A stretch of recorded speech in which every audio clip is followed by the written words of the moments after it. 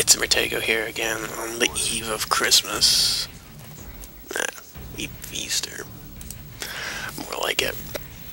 And, I don't know. I don't know what gameplay is going to be underneath this, but I felt like talking philosophy, religion, you know, jibber jabber.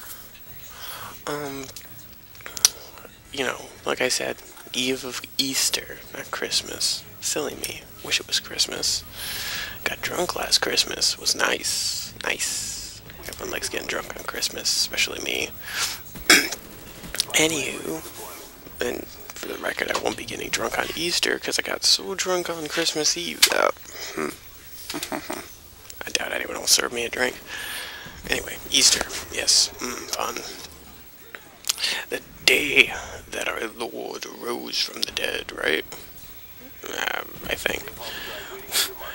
I went to parochial school for how long? I don't know. Like half my life, half my education, and zero. It just distanced me from that stuff, which I think is funny. You spend money and time and effort right on your parents, parents' behalf, and then the kids usually end up turning into atheists, or they just don't care, or any number of things. I mean, the parochial high school I went to was just like I don't know about other classes, but I could say for my class it was pretty obvious that there was a lot of shady shit going on, lots of drugs and sex and rock and roll and all that fun stuff. I remember there was this one girl in my junior class, well, not my junior class, but when I was a senior in my junior class, who someone told me she had been pregnant like 4 times and miscarried all 4 times. Not only that, but she had been dating someone when she got pregnant with her boyfriend's baby, or, oh wait, okay. She got pregnant with another guy's baby when she was with her boyfriend, who wasn't this other guy. Shit was fucked up. I remember there was one kid who came into my English class one day, like, it was, right after lunch, so it was like a 45-minute class period, which was, it was okay. And so he comes into class like 30 minutes late, so he's already missed more than half of the class. And he's just like, bleh. He's on the ground, rolling around, just shouting, yelling, saying whatever comes to his mind. He's clearly, on something. Ridiculousness. Yeah, the first taste I got of it, I was like a sophomore. I was like in the kitchen area. Because our school was so small. It was like 150 kids maybe on a good day. And we had like this little makeshift kitchen that no one ever used except for like class or lunches or club lunches, which they used to like fundraisers. So me and my friend were hanging out in there like we always did, because there's nothing else to do. So we just hung out in there and like listened to music and philosophized and wrote stuff down and bounced ideas off each other, and good times. And the senior came in, and he walked over to my friend, and he's like, "Dude, the floor tiles are moving." And I looked down at the floor tiles, because I didn't even realize that it was floor tiles. They were linoleum floor tiles, and he was explaining to me, after he had told my friend, explaining how they were moving up and down, and that's why he was walking so weird. He looked like he had shit his pants, and he was walking like, as a bow-legged and all that nonsense, and I was like, what is happening here? It was pretty ridiculous. And this was all in a parochial school, all this nonsense. Ridiculous. I remember when it snapped for me. Like, it really snapped. Like, I didn't understand it when we moved into the country after living abroad for so long, because until I was like, I don't know, 10 or 11, I think, no, like 9, I don't know how old, whatever 5th grade is, right? That's how long my family and I were out of the country, and no parochial schools there, just, expensive private schools and mostly international schools, which were basically like private schools because it was just for, you know, the kids whose parents all worked for international companies and they were working there. So, you know, same thing, right? So no churches. And we moved back, and I was like in 5th grade, and I was in a parochial school, and they were like, we're going to church, you know, I think like once a month, and talking about God. And I remember sitting through some class, and the classes were so small that it was like, they had like 3 grades all in one class. It was like 5th, 6th, and 7th, and we all hung out for one class, and I was just listening to the principal yammer on about Jesus and whatnot, and I was just, ugh. I just sat there and drew all the time. And that just continued, and then I went to a more strict parochial school, still elementary school, for 7th and 8th grade, and I was just like, ooh. And that was more education. I didn't really pay attention to the religion stuff because it really wasn't that big of a deal. We did some cool stuff though in relation to religion, like we did the Stations of the Cross, but we did it in such a cool way. Like we actually acted out, you know, each station. So we had like this. We picked the smallest kid to do it. This tiny little kid, and we had this giant wooden cross, and he had to carry it around this big ass church, and I was one of the guards, so I had to follow him around, and I kept looking at him like, oh my god, I hope he doesn't like hurt himself or fall over or something. This poor dude. So like he's doing that. Oh, that was pretty cool. And then we did something else, I think, for Christmas, but I don't remember. Ugh. But that was like the highlight. That was it. I was just that was like ambivalent to religion. I was like, I knew I had to go. I knew I had to do stuff. And that was like, yeah. I was just like, now what? Now what? I mean, I don't know. It didn't make sense to me. It still doesn't make sense to me. So it really snapped for me when I was in high school. Like, I went through my freshman year, and I was like, yeah, goody two-shoe. I did all my homework. And I was, like, all pro, you know, theology and stuff like that, because I actually had to take theology in high school. It was mandatory. I was just like, fuck this. Well, at first I wasn't. But then I hit, like, I remember I got to my junior year, and it was my 2nd year of theology with the same teacher, and something in me just said, fuck this shit. Like, really, it just, like, screamed, like, fuck this shit. And then it was like 2 weeks into the school year too. Like I went off for summer vacation, and I came back. I was just like, fuck this.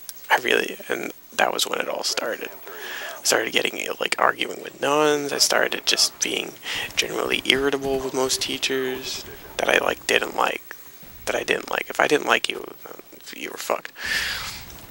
Not just because I was gonna, you know, be mean to you, but because there was nothing you could do to me. I mean, I was gonna do all my I was gonna not do any homework, and you were gonna be forced to pass it because I still knew all the information better than you did. You little book-reading motherfucker. Right? And we went to church like every month, and we had all those special things in theology for 4 years, and I don't understand it. And then they did this novelty thing, like my senior year, where they were like, let's teach them about world religions. And me having traveled the world, I understand that world religions are actually a lot, you know, more interesting than the silly religion we have here. You know, like Buddhism, Taoism, all that fun stuff. That's all interesting stuff. And so they're like, the theology teacher was like teaching it like a novelty, like, oh, look at this. I'm like, I fucking hate you. And I literally had a book open and would read through his class. I got into the office one day. This was for a different teacher, the nun that I had for 3 years for no fucking reason. She was like, we're gonna watch Shrek, and then you're gonna write an essay about how it relates to what we're learning. And I'm like, I'm already shaking my head. And at that point, I was just like, fuck this shit. And so she puts it Shrek, and I take my book out, and I'm sitting there, and it's not a small book. This is a big fucking book. It's I think it's called, yeah, The Inquisition War. It's a sci-fi novel. It's really, I've never finished it. I don't know how it ends. I don't even, it's 3 books in one, and I don't think I've ever finished the first book of it. But I decided, I was still trying to read it. So I read it. And like 5 minutes into the movie, she just says, "Nate, put the book away." I'm like, why? And she's like, because you have to watch the movie. I'm like, I don't understand why. And she's like, watch the movie, put the book away. And I'm like, I, I don't understand why. I mean, I'll go to the office if it bothers you that much, because I just don't understand why. And she's like, fine, go to the office. I'm like, okay. So I did. I went to the office. I walked in, and I was to the secretary. I was like, Sister Carol, that was the nun's name, sent me here because I was reading during a movie. And the teacher looked at me, and or the secretary looked at me, and she was like, what? And I was like, yeah, Sister Carol sent me here because I was reading a book while I was supposed to be watching a movie. Right? Have you ever been sent to the office for reading a book while you were supposed to be watching a movie? So the principal comes back from whatever he was doing, and he sits down with me in the conference room. He's like, so what did you do? And I'm like, I was reading my book while I was watching a movie. I was told to come here because I was reading a book when I was supposed to be watching a movie.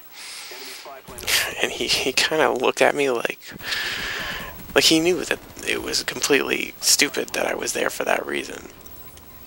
And so he looked at me, that look, and then he said, the next time she asks you to watch a movie, just watch the damn movie. And so I sat there for 45 minutes, because the class periods were like 55, so I wasted 5 arguing with her, or doing that reading, and then I wasted another 5 arguing and going to the office, right? So for 45 minutes, I sat in there and read. And I was perfectly happy. Oh my god, was I happy. I didn't have to watch Shrek, I didn't have to do anything. And then he comes back in, and he's got the nun with her, and I'm sitting there like, I'm already like, again, I'm already shaking my head. I'm like, oh, fucking shit. And he's like, and I don't even remember what we talked about. I just remember, saying, because I heard the bell ring, and I knew what day it was, and it was the day that I had second lunch, so I had to be in calculus instead of lunch, first lunch. So I'm sitting there, and I'm like, I have to go to calculus, and I pick my books up, and I'm like walking out the door, and the nun and the principal are both still talking, and I'm like, I have to go to calculus. And so I just left, and I went to calculus, and I walked into calculus late, and the whole class, my whole calculus class was basically in my theology class, so they all knew that I had gotten kicked out. And they were like, so what happened? And it was like, I got sent to the office for reading a book when I was supposed to be watching a movie. And the teacher in my calculus class was like, that's retarded. Was it calculus? No, I think it was trig. I don't remember what it was. It was my math class. Anyway. And she shook her head, and she was like, what the fuck? I was like, what the fuck? And everyone was like, what the fuck? So that was that. That was what happened that day. So that was fun. And then I think it was like the next day she pulled me aside, and I went on this little spiel about how she was part of the problem, and she was making things worse. And she was like, what? And I was like, look, you clearly don't understand. Let's just go in there and you can watch the movie, and I'll sit there and pretend to pay attention. She was like, okay. And so we went in, and I pretended to pay attention. That was that. It was so retarded. That teacher really pissed me off. She was the reason I snapped. I remember when I snapped. It was in her class while I was a sophomore. It was like, I think I had our class 7th period. It was like 2 weeks into school, and I walked in, and she yelled at me because we did circle time. We put all the desks in a circle, and we talked about feelings and stuff. And I was sitting there reading a magazine, not like some crappy, generic magazine. It was a hobby magazine full of stories and information and nerddom. It was really nice. And she said, Nate, pay attention. I was like, I am paying attention. I can listen and read at the same time. And I think everyone misunderstood me in that I said I can't read and listen at the same time, because everyone started laughing, and this kid Sean, who I just cannot get along with it. I mean, I don't like what he's done. He's no, he turned into such a hypocrite during school, and he's even more of a hypocrite now. And I will say it to his face, Sean, you're a hypocrite. You seriously, you sold out. Like shit, man. What the fuck? And he said, he reiterated that point. Nate can't read and listen at the same time, and that's what it snapped. I was just like, that fucking bitch, because it wasn't her fault. And it wasn't my fault either. But the fact that she called me out like that, and that was it. I snapped, and then I spent all my time drawing and doodling, and she got pissed at me because we had to turn our notebooks in, so she was pissed. Because all the margins, anywhere I could fit some nonsensical gibberish, I was doodling like crazy. Like crazy. She was so pissed. And I hated Easter when it came around because she was just so stupid. So stupid when it happened. Because, people would ask her about the eggs, and she could always come up with some different stupid response. It was so dumb. And that's really why I don't care about religion. And, back then I was just kind of, like, rebellious, of the whole fact. It was just like, yeah, fuck that shit. Fuck religion. Because it was kind of like the cool thing to do, because the kids that I hung out with were primarily just, the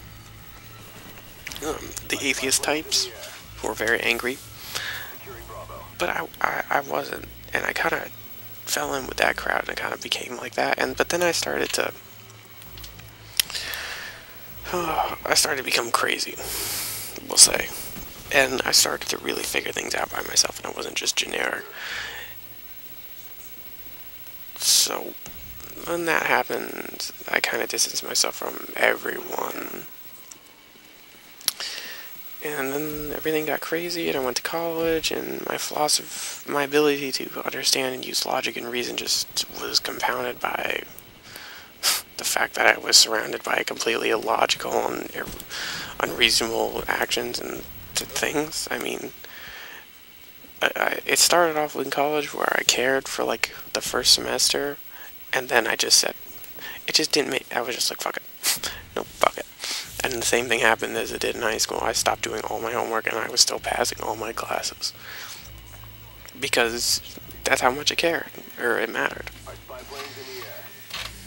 Because it didn't matter at all. Homework didn't matter. I didn't have to do my homework.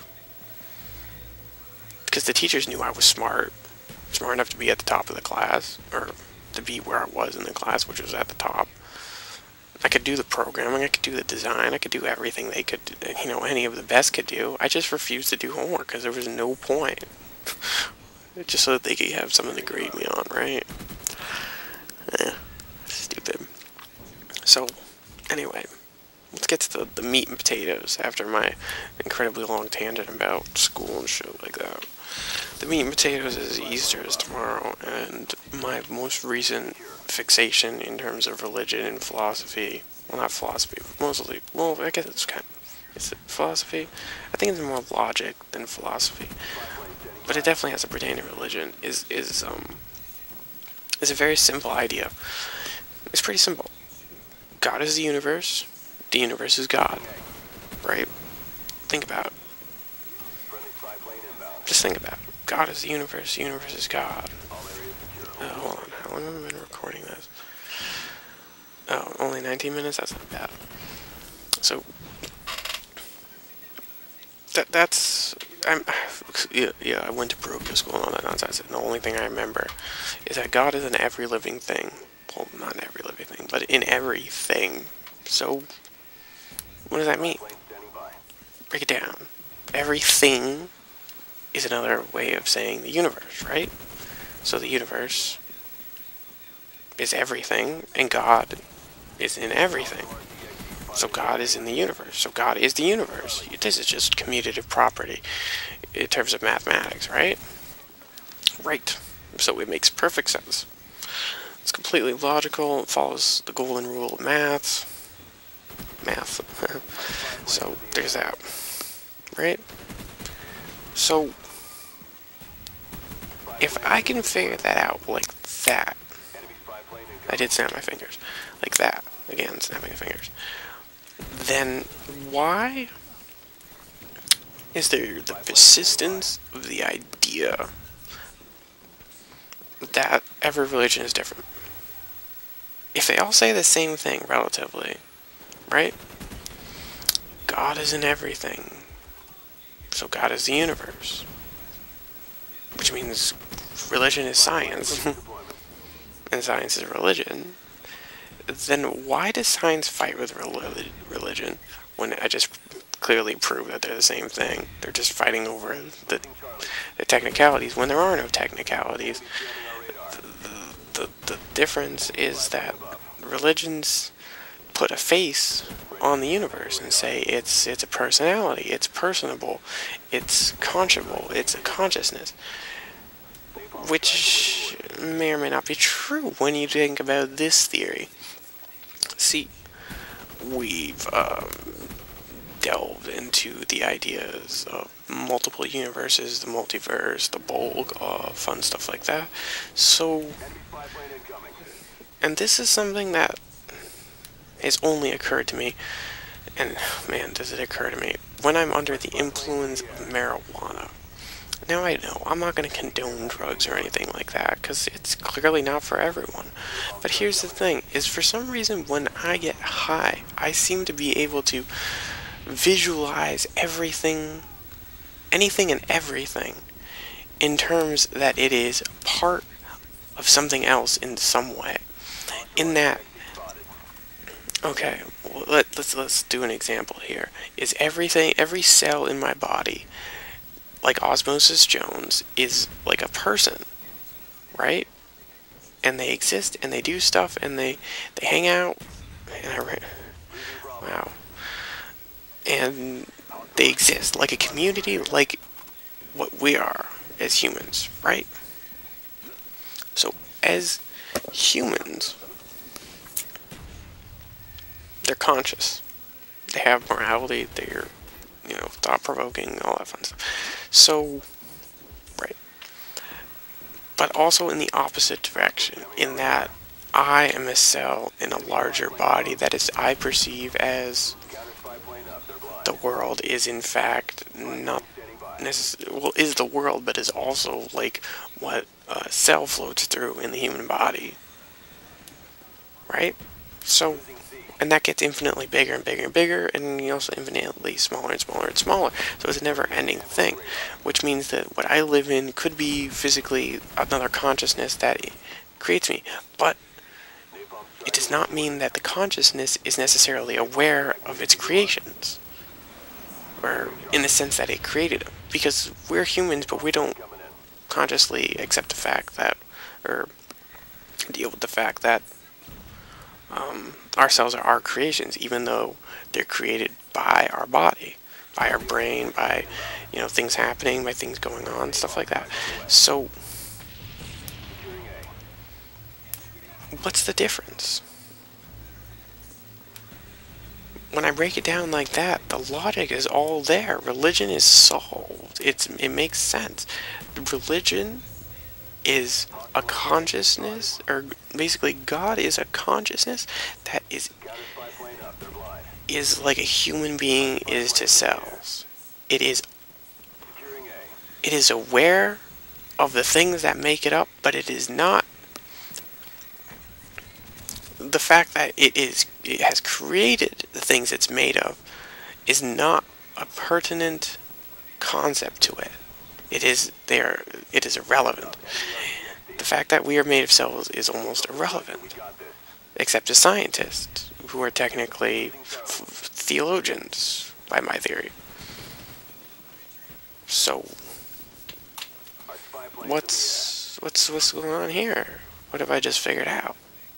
What's this I've stumbled upon? What is this revelation? Religion is science. God is the universe. The universe is God. Everything is the same. What we've been arguing over for centuries is absolutely nothing important at all. What does it mean? What does it mean? What is the end of the rabbit hole? It's curious, isn't it? So on this, the eve of Easter, I'm going to wrap things up, conclude my revelation. God is the universe, and the universe is God. God is conscious. It could be, this is all hypothetical, of course, could be conscious of the fact that it is made of smaller things. So essentially, the universe around us is God, and we are the things that make up God's whole existence. Right? Right. So it is aware of us, but it is irrelevant in that it does not perceive us as its own creations, because we are always there, and we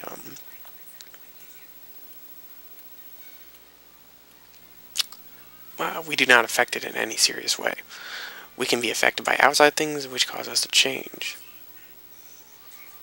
Just like we as humans, we are aware of the fact that we're made of cells, but it is irrelevant to us.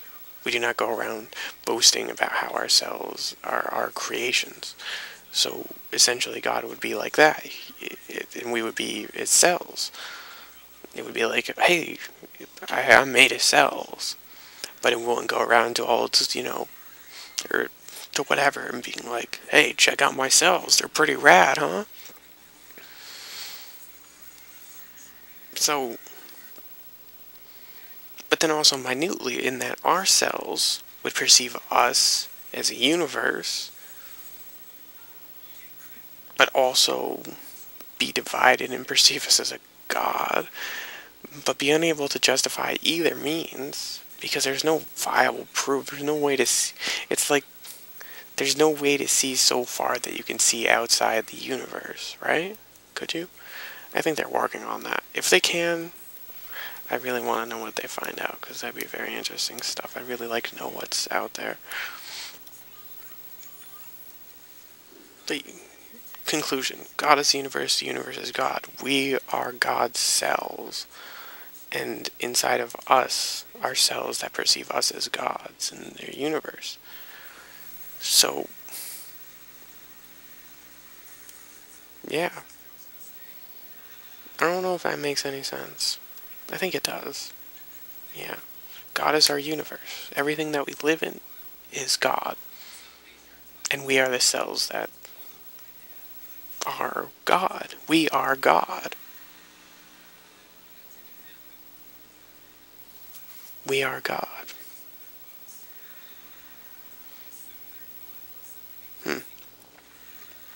I don't know. This is one of those things that I have no idea what, to think. Just kind of jibber-jabbing for like 30 minutes. Half of it was just about school. But, gotta make it relatable. Anyway, I hope you've enjoyed this long-winded rant about nothing important. Or maybe it is important. If it's important, then, I don't know, let it affect your life. Otherwise, disregard it. So, it's Murtago, and I'm signing off. Have a happy Easter, dicks.